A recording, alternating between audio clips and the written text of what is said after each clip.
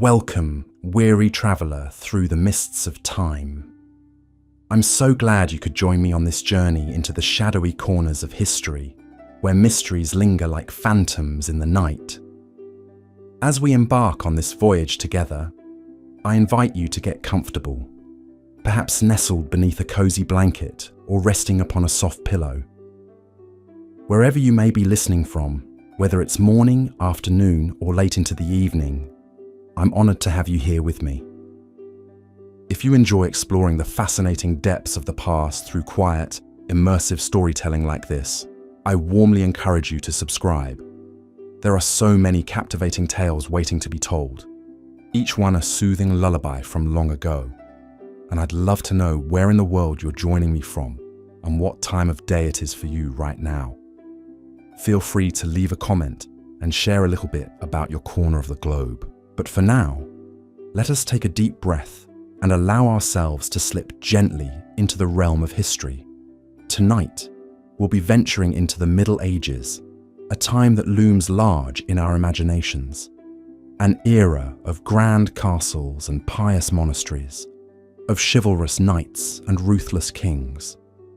But beneath the surface of this world, whispers of dark enigmas echo through time, mysteries that have never been fully unraveled.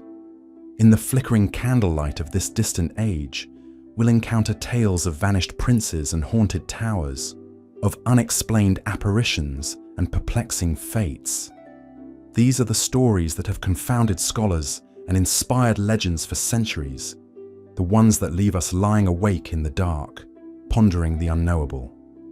But fear not, for we'll tread carefully through this misty landscape, taking time to savour each strange tale and ponder its depths without losing ourselves entirely. Think of me as your gentle guide, a fellow wanderer in the fog of history, here to navigate these eerie accounts with a spirit of wonder rather than dread. So let us begin, as all good stories do, with Once Upon a Time. The year was 1483, and England was a realm divided. The Wars of the Roses had been raging for decades, pitting the noble houses of York and Lancaster against each other in a bitter struggle for the crown. The air hummed with intrigue and shifting alliances, the very ground beneath one's feet seeming to tremble with uncertainty. It was into this precarious world that young Edward V ascended to the throne at the tender age of 12. The eldest son of the late King Edward IV, he was a mere child, untested and vulnerable. But his reign, like his life, was destined to be tragically brief, cut short by the murky machinations of power. Not long after his coronation, Edward and his younger brother Richard were taken into the custody of their uncle, Richard, Duke of Gloucester. The boys were conveyed to the Tower of London, ostensibly for their own protection in those turbulent times. But as the heavy doors of the tower swung shut behind them, they were swallowed up by an impenetrable mystery that endures to this day. For you see, after that fateful summer of 1483, neither Edward nor Richard were ever seen again. The princes simply vanished from the pages of history, their fates a blank space where a future should have been. In the years that followed, whispers and rumours swirled like a relentless English fog.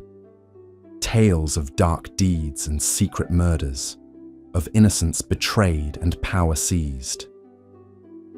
But the truth of what happened to the lost princes remains elusive, an answer forever hidden in the shadows of the past. Their disappearance is one of the great unsolved mysteries of the Middle Ages, a cold case that has haunted historians and storytellers for over 500 years.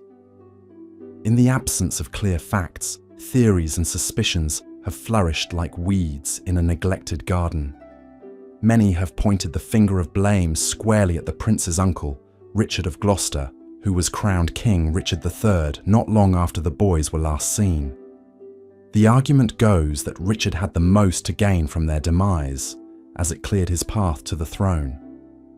Certainly, Richard had a reputation for ruthlessness and cunning, a man who was no stranger to the dark arts of power. Some accounts even claim that he had a withered arm and a crooked back. as if his very body bore the marks of a twisted soul. But others argue that this sinister portrait is mere Tudor propaganda, a smear campaign designed to tarnish the last Plantagenet king. Other suspects have been put forward over the years, from the boy's own mother, Elizabeth Woodville, to King Henry VII, who took the throne after Richard's death in battle. Each theory has its own tantalizing scraps of evidence and logic, but none can claim to be definitive. Perhaps the most haunting aspect of the prince's disappearance is the fact that no bodies were ever found. In 1674, nearly 2 centuries after they vanished, workmen at the Tower of London discovered a small wooden box containing the skeletons of 2 children. Could these be the earthly remains of Edward and Richard, hidden away in a forgotten corner of their final prison? We may never know for certain.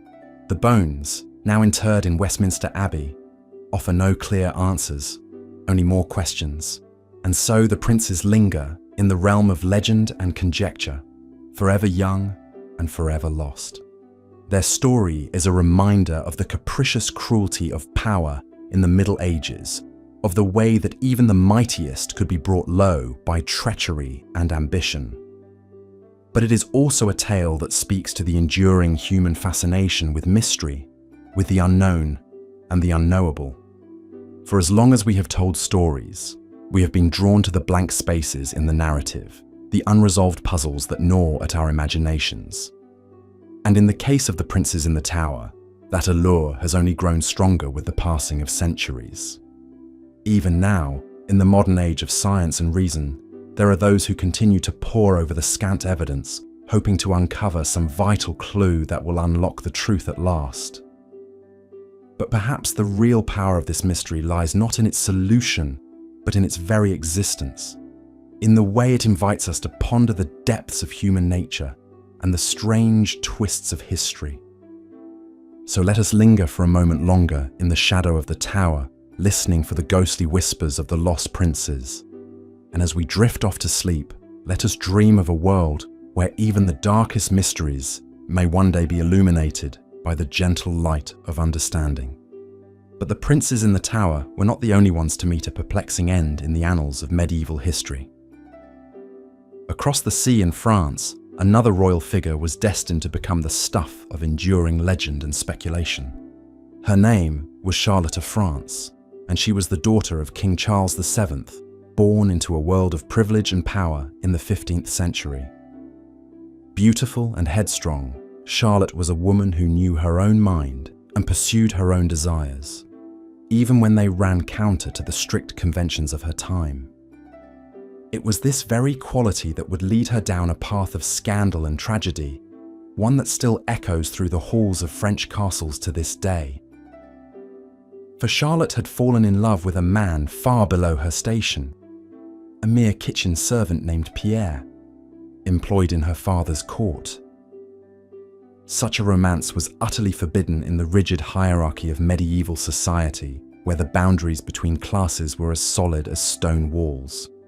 But Charlotte and Pierre were consumed by a passion that could not be denied, meeting in secret whenever they could steal a moment away from prying eyes. Their love affair might have remained a hidden thing, a whispered piece of court gossip, had it not been for a shocking discovery one fateful night. For a servant, passing by Charlotte's bedchamber, heard cries of distress and burst in to find a scene of unimaginable horror. There, lying in a pool of blood, were the lifeless bodies of Charlotte and Pierre, their throats slit from ear to ear. The princess was sprawled across her bed, her once beautiful face frozen in a rictus of terror, and Pierre lay crumpled on the floor beside her, his hand still reaching out towards his lover in a final, futile gesture. The crime sent shockwaves through the court and the country as people struggled to comprehend how such a thing could have happened within the very walls of the royal palace. Who could have committed such a vicious act, and for what purpose? Suspicion immediately fell upon Charlotte's husband, a nobleman named Jacques de Brézé. It was well known that the marriage had been an unhappy one, with Jacques infamous for his cruelty and jealousy. Had he discovered the affair and flown into a murderous rage, determined to punish his wife and her lover for their betrayal? But Jacques had an unshakable alibi for the night in question, having been away from the castle on a hunting trip with several witnesses to vouch for his whereabouts. And so the investigation turned to other possible suspects, from jilted suitors to political rivals with grudges to bear. Yet despite an extensive inquiry, no definitive evidence could be found to link anyone to the crime. The murder weapon, a bloody dagger, was discovered in the castle gardens, but it bore no fingerprints or identifying marks. Servants were questioned and re-questioned, but none could shed any light on the mystery. And so, as the weeks turned to months and the trail grew ever colder, the case of Charlotte and Pierre's murder began to fade from public consciousness, becoming just another dark legend in the annals of French history. But the ghost of the star